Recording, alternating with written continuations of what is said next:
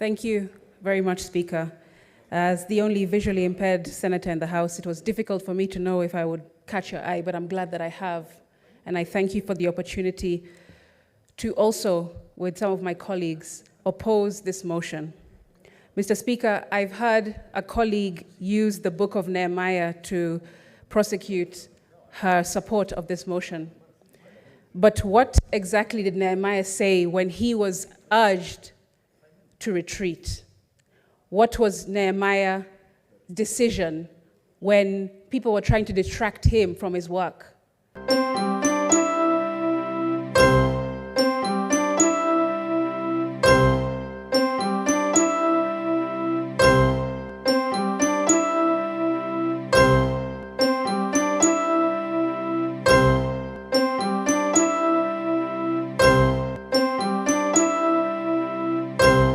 Sasa ni Chief Safeguarding.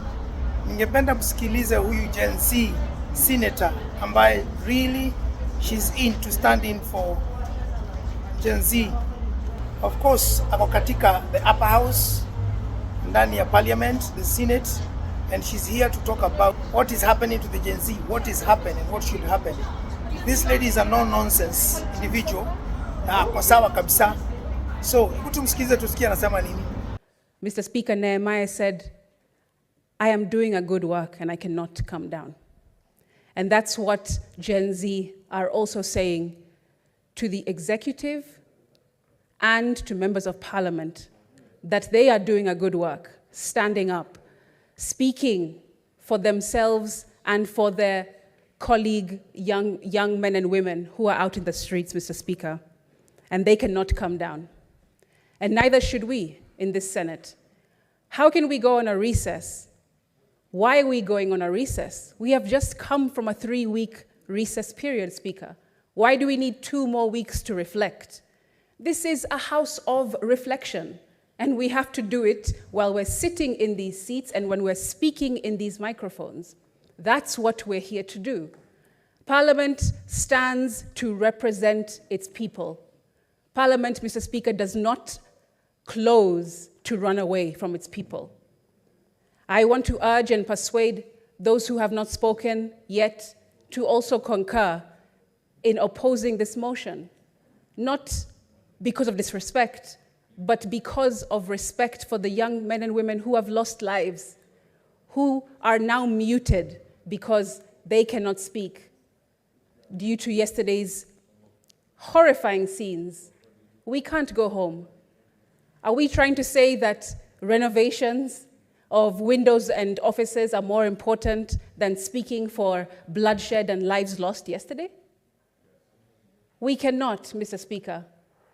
And I, as a young person, as the first young person speaking to this motion, as a youth in this house, I am speaking for the youth who are outside of this house. We cannot go on a recess. It is wrong, and it would be completely insensitive to do so. Mr. Speaker, darkness fears democracy. I rarely wake up in the morning wishing for my eyesight to be restored, but what a sight to be able to behold. This last week had me aching with desire to see my fellow youth in the most spectacular display of patriotism, camaraderie, and putting up a first-rate masterclass on demanding that governments be held to account for the entire world to see. And yes, they have seen. But unity, Mr. Speaker, has been violently gunned down in the streets, not by men, but by monsters who have no concern for human life. Although this government has demonstrated that lifeless Kenyan bodies are not to take precedence over their punitive finance bill, young Kenyans have looked their oppressor dead in the eye and shown them that when it comes down to the wire, there are only 2 times to be brave: when you feel like it and when you don't.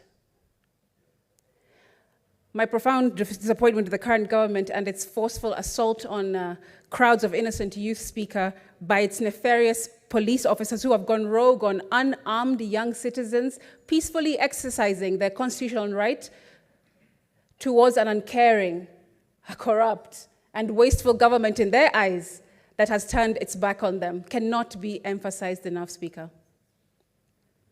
The brute force used against young, unarmed protesters reveals the operating system built into the fabric of today's government. And when they kill us, Speaker, they're killing themselves. The arrogance from some of these top government officials has been outrageously condescending to young people, disgusting and reminiscent of narcissistic abuse. You call us wankers and clueless children of plunderers. Then you say you're proud of us for making our voices heard peacefully. Then abduct defenseless children using state machinery and escalate a peaceful demonstration of young people with phones, twigs, and water bottles in their hands into barbaric scenes of bloodshed. Young people, Mr. Speaker, were not out to kill. In fact, I was here on this premises yesterday when everything set off. And whilst I was separated from my security guard, Mr. Speaker, I also saw another member of parliament from the National Assembly who is a wheelchair user, who voted yes to the finance bill, also having been separated from his team and his aides and bodyguard. He was stranded, Mr. Speaker, couldn't run, couldn't hide in his wheelchair. And you know what happened when those kids entered this premises? 3 young boys saw this member of parliament who voted yes for the finance bill, and instead of reprimanding him, instead of giving them a piece of their minds, you know what they did? They actually carried this member of parliament in his wheelchair to the tunnel so that he can go and seek refuge across in Bunge Towers. And then the 3 boys ran back and joined their fellow comrades. That's what happened. These kids don't operate in mendacity, Mr. Speaker. They are moral youth who are just trying to get their voices heard. So this peddling of a message or narrative that these youth are evil, they are killers and criminals, they're not. That is completely misguided and untrue. Why don't these policemen punch in their own weight class, Mr. Speaker? That's my question. I've been asking myself, would they come into Parliament and try and abduct or take on a Ledama or Lekina? Would they be able to have the balls to come and abduct and violate the safety of Samson Cherargei? They wouldn't, Speaker, because they know that all they're doing is showing a brute force, using their shields and using their armor and using their artillery, pouring it on young defenseless Kenyans. And you know, clinical psychologists will tell you that narcissists will first love bomb you, then they'll manipulate you, then they'll gaslight you into believing their lies, then they devalue you, and finally, Speaker, they discard you once they have what they want. On this one, nakubaliana na yeye kabisa. Zile point anaongea hapa ziko valid. They are 100% valid what is actually happening. But what do you guys think? What do you guys think about hii issue ya Senate being called to recess? Ameongelea kuhusu 2 weeks. They were in recess. Right now, because of a few windows and chairs, tables, and doors that have been broken, Senate wanaitisha recess. I think she's 100% correct. This recess is not in order. Hi-fi, it is a waste of public resources and finances. They need to remain in there now debate what is going on in the country right now. They need to talk about Gen Z and their views and what is happening. Kuliko kwenda on recess. I agree with her 100%. I do not also agree they're supposed to go on recess. This is not necessary. Hi-fi, and Senate wanafaa wajue what is exactly they're supposed to be doing.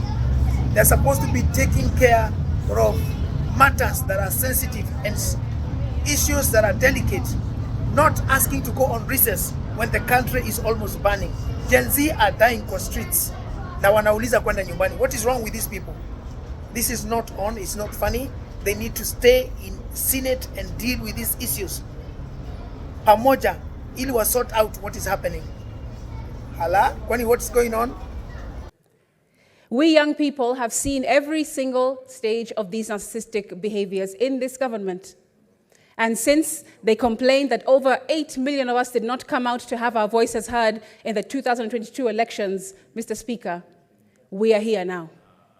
And an estimated 25 million came outside in every corner of the country yesterday to say that we reject this finance bill because we would rather die on our feet than live on our knees.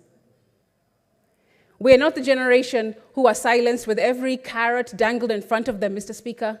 We are the generation that asks questions and demands accountability because we understand that we are rich, and only if the money that we refuse tastes better than the money that we accept. Gone are the days, Speaker, when governments can rely on using methods to numb their people through controlling the media, through controlling education, and controlling the church, which used to be houses of God, and now have turned into dens of thieves. So, Mr. Speaker, we're saying as young people, go ahead, push that narrative all you want about our international financier. That's a scapegoat, because you won't find one. Unity is our financier. Liberation, passion, justice, anger, disillusionment, and dissatisfaction are all our financiers. This is the reason why I oppose going on recess, Mr. Speaker, especially at such a sensitive time in our country. Mr. Speaker, this finance bill is without a doubt designed to be esoteric. I believe that it's relied upon for citizens not to understand this document in full. The Prime Cabinet Secretary said a few days back, if the Finance Bill 2024 fails to pass, the implications are serious. It could result in a complete shutdown of the government and signal a vote of no confidence from the public. These and many statements, Mr. Speaker, are being peddled by government officials, and none of them are true.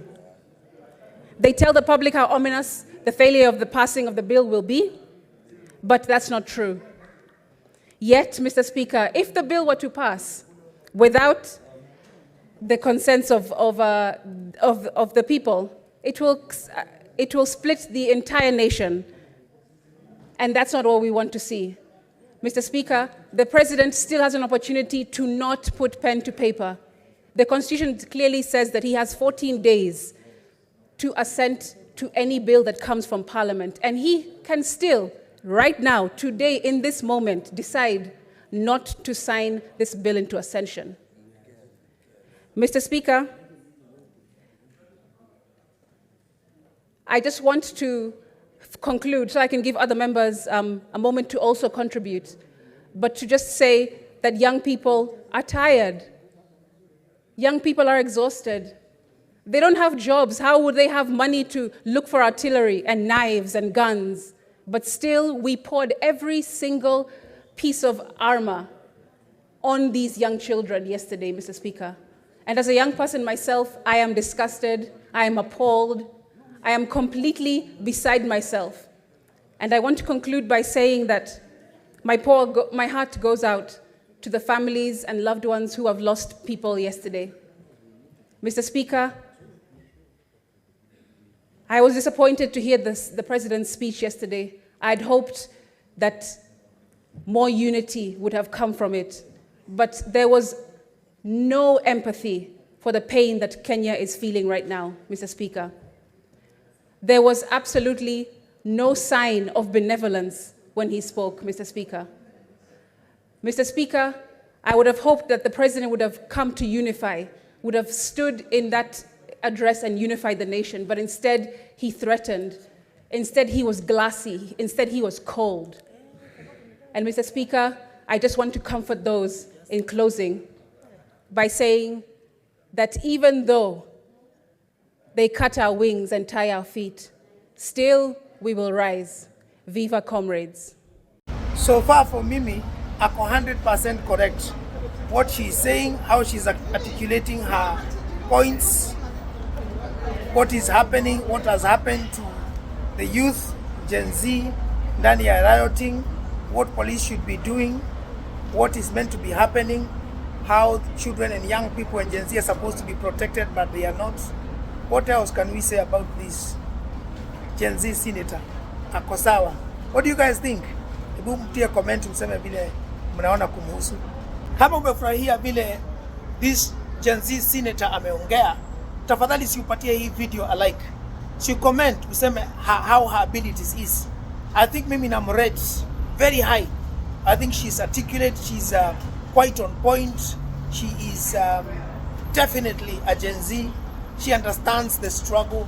Anajua what people are supposed to be doing, what senators are supposed to be doing. She's very direct, hapigi makona makona. So please, tia comment yako hapa about what she said, about what is going on. And if you think the Senate should be called to recess, no, I agree with her and I refuse. I decline the motion also. I say no to the motion. They should stay on wa deal na what is happening, sio kuongelea kuhusu eti dirisha zitengenezwe ama a few tables. End of it. There's a lot of problems that are happening right now in the country that wanafaa kuwa wana deal nayo saizi, sio kufikiria kuhusu windows and tables and some few chairs that have been broken. So every senator atako hapo alikuwa na support mwende on recess for 2 weeks. Shame on you. Get back at those chambers and do your job. That is what we pay you for. End of it. So my people, if you like the video, please subscribe to Team Safeguarding. Share your comment with us. Give this video a like. Share this video if you like, tafadhali. We are on the road to 20,000 strong Safeguarding family. And I pray that you become Team Safeguarding ili tufanye kazi pamoja. Guys, thank you very much for watching this video. I will see you very soon in my next video.